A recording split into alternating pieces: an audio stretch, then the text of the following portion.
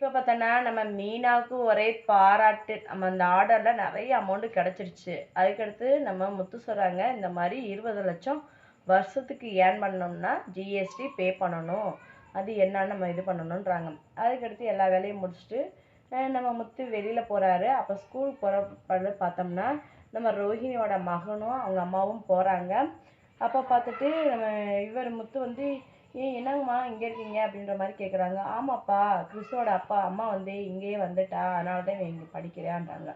இவங்க 2 பேரும் பேசியிருக்க கேப்பில் பார்த்தோம்னா மீனா இவங்க ரோஹிணி வந்து என்ன செய்வாங்கன்னா அடுத்தடுத்து ஃபோன் போட்டே இருக்காங்க, எடுக்கவே முடியல. அதுக்கடுத்து ஃபோனு நம்ம முத்துட்டெல்லாம் பேசி முடிச்ச பின்னாடி அவங்க அம்மா ஃபோன் பேசுகிறாங்க.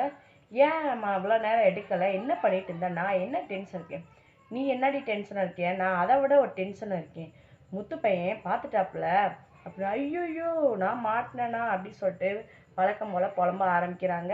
சீக்கிரத்தில் மாட்டிடுவாங்க. நீங்கள் என்ன சொல்கிறீங்கன்ட்டு மறக்காமல் கமெண்ட் பண்ணுங்கள். நம்ம சேனலுக்கு நீங்கள் புதுசாக வந்தீங்கன்னா லைக் பண்ணி சப்ஸ்கிரைப் பண்ணுங்கள். தேங்க்யூ.